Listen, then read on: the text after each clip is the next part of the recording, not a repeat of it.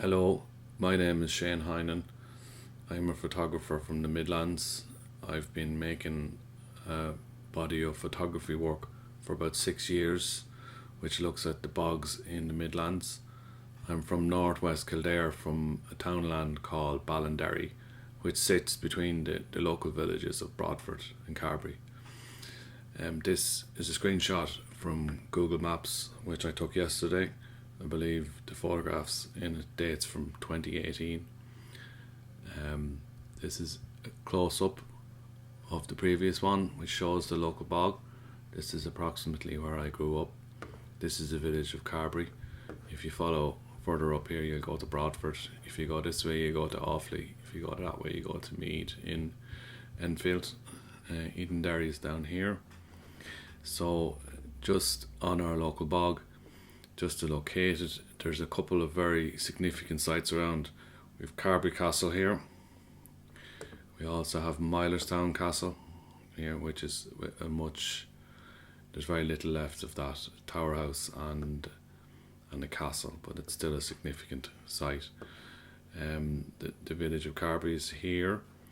This line here is a dismantled railway which ran from Enfield to Edenderry, and the last freight train was in the 70s, and I think the last passenger train was in the 50s.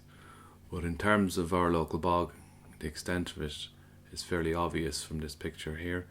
You can see it's kind of ringed by trees. There's kind of three different types of bog that exist there at the moment. We have turf cutting, which is very characteristic by this kind of pattern here on aerial photographs.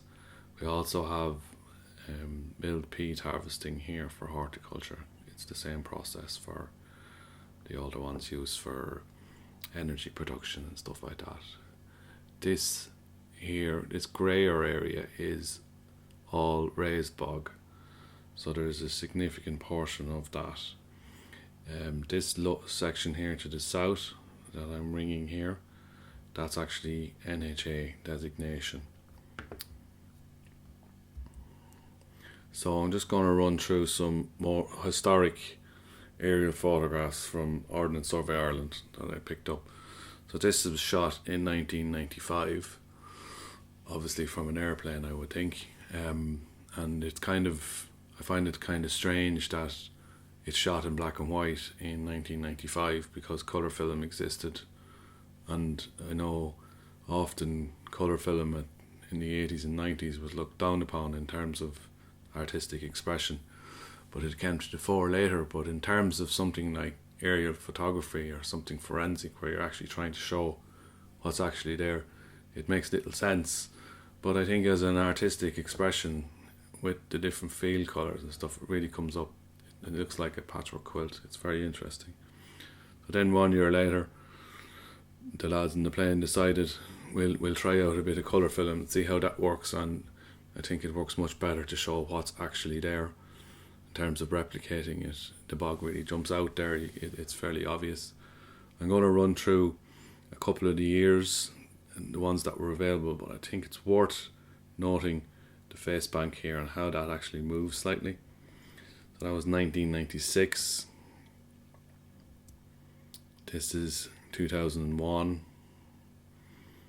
And I think the colours in the photographs as well, because each day they shot was different, the colours come up different, the light is different. The differences are almost extreme. I think here you can see this is the hill of Carbury, and you can see the shadow kind of here on the side. Carbury Castle is here, and I think Millerstown is maybe here. Move on. So this is 2006. I think this bottom part might still be 2001. They mightn't have updated that. This bit might have been updated. This is a quarry here nearby. You can see the blue pools, which you shouldn't really be going under the water table, but that's another thing.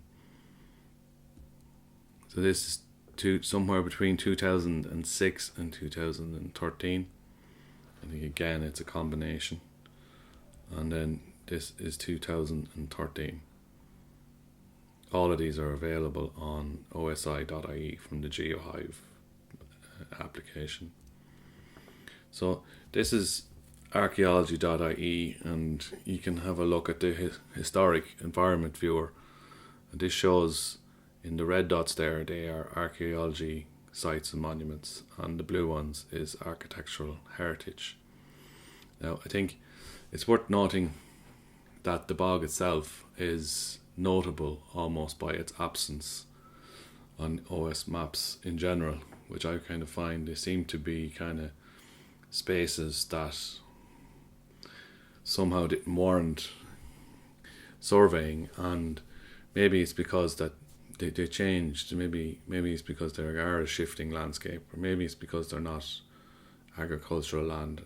I'm not sure, but I think that's extremely interesting. Our local bog, we call Knockirr it Knockirr, but that's the area where we actually cut turf, is Knockirr, and it's often referred to as Carbury Bog. But the reason for that is because the NH area was, when that was designated, it was called Carbury Bog. So that comes up on Google Maps now. If you look for Carbury Bog, that's the reason why. But in essence, our local bog is where a number of townlands meet, and you can see them here. There's Haggard, Freya, Nurney, Ballinderry, Knockirr, Arkhill and Carbury. And I think you can see the significance of Carbury here with all of these red dots, and there's some blue dots there. And this is Milerstown here. And I think it's significant to note that in Kildare we don't have a whole lot of hills. So if you look at the above sea level here, 122, I think 142. I think the Hill of Allen, the tallest hill in Kildare, is 170. So when we get a bit of a hill and you can stand on it and see over our heads, we get fierce excited here in Kildare with stuff like that. So I also found some old photographs. These are from 1935. This is from ducas.ie and their photography collection.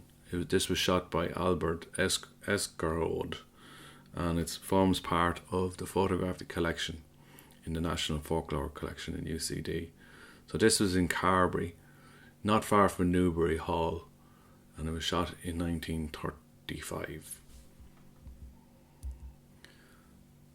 This image here is one of the images. I think this is an exceptional image. This was also shot by the same man, Albert Eskerode. It was shot in 1935. Now this isn't local. This was shot in Allenwood. Not sure exactly where, but I think there's something. This is one of my favourite photographs, not just of bogs, but of everything. I think it's really beautiful how it's composed, and I think it really captures a time in Ireland. I really wonder why those branches are there. It kind of, why are they there? What purpose do they serve? They must serve some kind of purpose. Not sure, but I think it's a really interesting photograph, and it's a great site to look through for photographs. And there's quite a lot more now than just Carbury and Allenwood. There's a lot more, so it's worth looking that up. So the next couple of images are from James O'Dea. This is from the National Gallery of Ireland and their photographic collection. James O'Dea photographed a lot of the train stations and life in and around the trains. This first photograph, this is the station in Carbury, shot in 1962, 15th of July to be specific. So that was very close to the bog, and that's the railway line that ran through the bog. The second photo was shot in 1937, and there's 3 young kids there on the platform, and I wonder who they are. In the background there, to the left, you can see these trees. That would be where the bog would lie, in behind those trees. So this would have went across the bog here. So these are some screenshots from the Down Survey of Ireland. Now these were made in the Cromwellian era. I don't think there's any Irish person who's not familiar with Oliver Cromwell's name, but we won't go into that. But this survey was undertaken by William Petty in 1656 to 1658. It's quite interesting because you can see the Shannon here, and you can also see this is the coastline in Dublin. And Carbury gets a mention, Allen, Bog, Cadamstown. You can see the Boyne here. The Boyne actually rises in Carbury at the Trinity Well, but there's actually a stream that runs from our local bog into the Trinity Well, so technically our local bog is the source of the Boyne. And the Boyne is one of those funny rivers that actually starts out going in the opposite direction of which it actually goes. It goes westwards, turns, eventually goes eastwards until it gets to Drogheda. So it's quite an interesting, it's very broad strokes here with what the things that get mentioned on this map. So this is a more zoomed in version of the barony of Carbury, as it was called at the time. The parish that I grew up in is Ballina, and it's its own parish now, but at the time that would have been part of Carbury parish. Now this map is quite disorientating because you look at it and you see Carrick over here and Cadamstown is here, and I think you've got Ballynadrimna or Ballynadrumney as it was called here. This is actually north and that's south. The map is, well, who's to say it's upside down or not upside down, but we've got so used to looking at maps with north pointing up that we see it any other way, it becomes quite disconcerting. I was trying to find the bog on this map, but it seems to be somewhere in this white section, so I'm not sure. And you can see Arkell, I mentioned Arkell earlier, Millerstown is here. There's a few places like that. You could spend a long time looking and find new things, even though there seems to be very little information. You can see these numbers, they must be, this is obviously to control the land. This was all about finding out what land is there so that they can rent it and make more money. So this was all based around, you know, boundaries, who owns what land, or how much land can we rent and how much money can we get for it. So the previous, this is a comparison, so the Downs map is this one here on the right, and if you look at the previous map to that, which was done less than 100 years before that in 1570, you can see how much more accurate it is. So this is from the Barry Griffin website. It shows the surname maps of Ireland and Scotland. It's quite an interesting map to look up. It takes information from the 1901 and the 1911 census. So my surname is Hynan, so you can see here, this is the area where I'm from. My grandfather's home house would have been Knockirr, which is the next townland over, so it's hardly like we're living that far away. There's Hynans in Allen Wood here and in Clonbalog. There must have been a few of them knocking around there in Monasterevin and in Enfield. But the name Hynan actually originates from over here in East Limerick, and I think it might just jump into a bit of Tipperary there. So it's interesting to note the difference. That's 1901. We move on to 1911. You can see the Knockirr Hynans were starting to take over there a little bit, even though the name is fairly uncommon. There's still a good few Hynans in Allenwood. I reckon there's probably more Hynans in Allenwood than there is in Knockirr now, but who wants that about the Howie now? And the boys there in Clonbalog, they're still knocking away, and seemingly all three of those groups of Hynans are not related, but if we go back far enough, I'm sure we'll find out that we are. So I'm just going to go through some local maps that I found and also kind of made up. So that's the old railway, that's the bottom part of the bog. So Carbury Hill is just, actually here it is, you can see it here, that's the start of Carbury Hill, it overlooks the bog. That's the railroad coming through here. So the station, I think this would have been the station house here, and you can see there's a road that actually runs through the bog. All of these roads are still here. You can see the cutaway where it was at the time. I think this is the older one from, I think it says here, look, 2004. So this, I think we, our local bog committee commissioned this at the time. This was in around the time that this got designated. So this area here would all be NHA designation now. I think that's why that photograph was taken. I'm sure there's older people in the community can confirm and give more exact information than that. So these are 2 aerial photographs, probably taken a couple of seconds apart as you fly over, but it's interesting to see the lines. The black and white brings up the contrast and lines and marks a bit more, but you can see the marks and lines here. You can look at it for longer, and it takes you longer to figure it out, but it does bring something. I think the colour makes it more realistic. But again, I think once you start to look, you can see some of these lines here. I think that's really interesting. Like, that's obviously some kind of architectural feature here. It's like maybe a ring fort or something.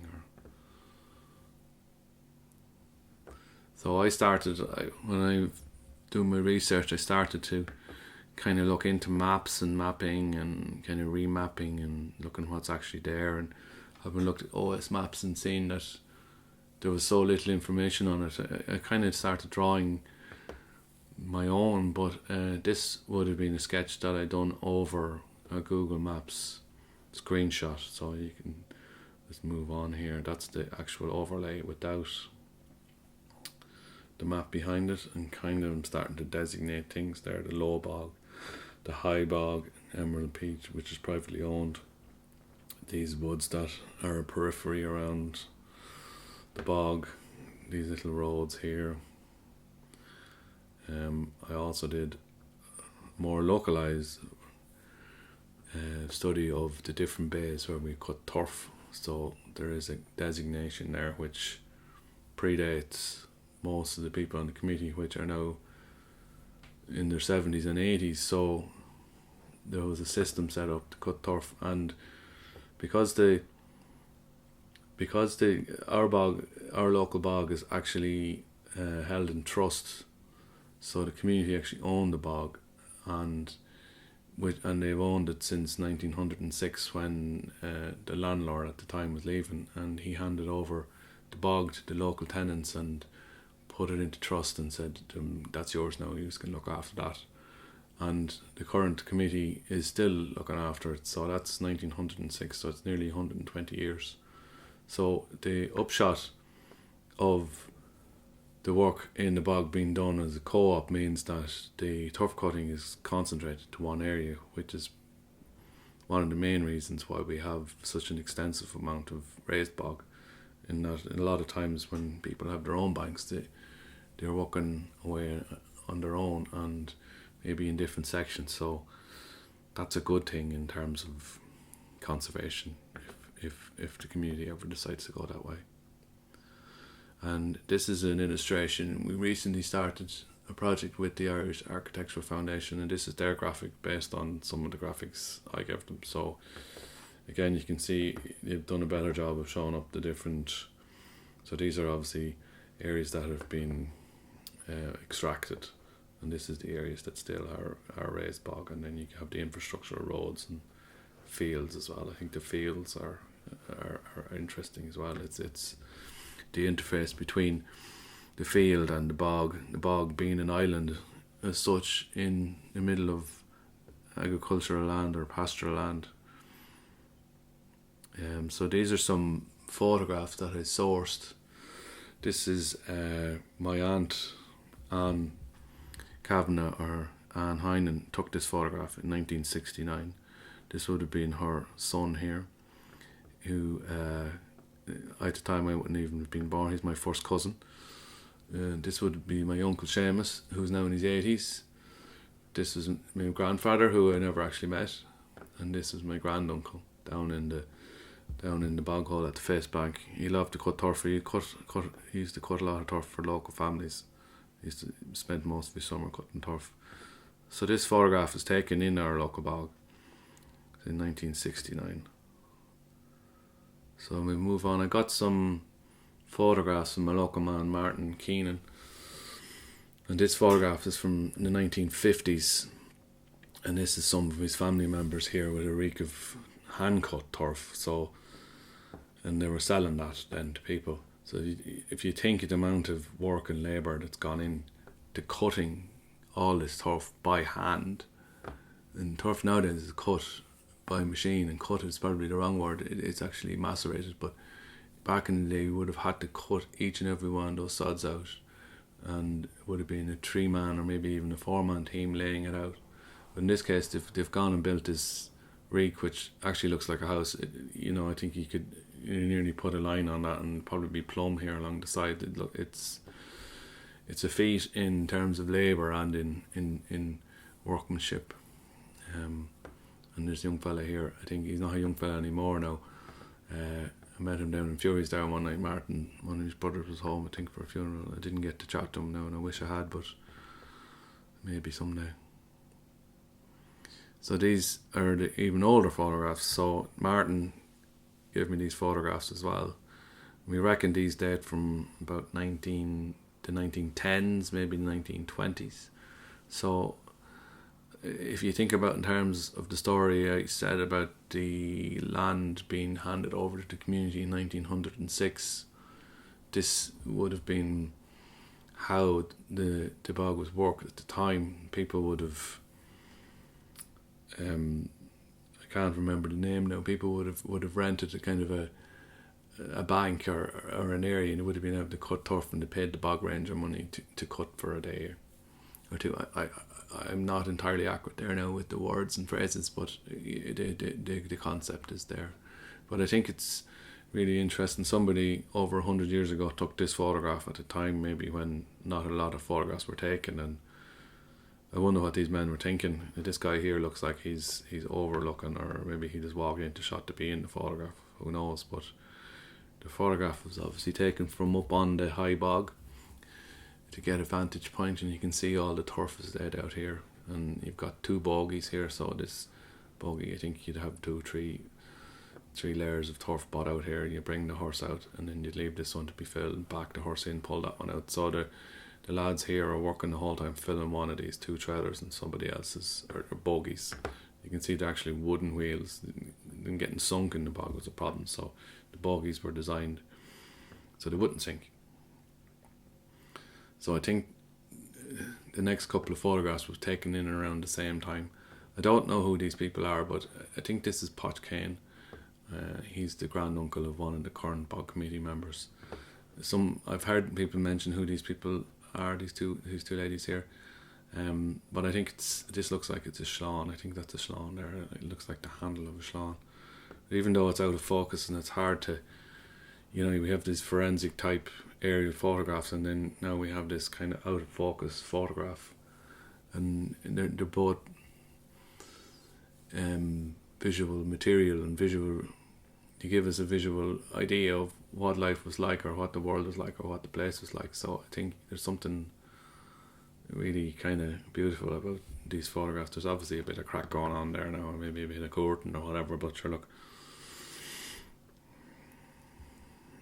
This is Potch now here. I think it's the same guy in the last photograph, but I think it's interesting that he's sitting up there on the boggy, chilling out, and he's happy out now. Working in the bog was never easy when I grew up doing it, but I didn't do it as hard. I didn't work as hard as these guys did now, but I think that's a really beautiful photograph. It really kind of captures something. So if you want to check out some of my work, my website is shanehynan.ie, and I'm also on Instagram at shanehynan, ShaneHynan. Thanks for listening, and if anybody has any corrections or suggestions, be sure to let me know. Thank you.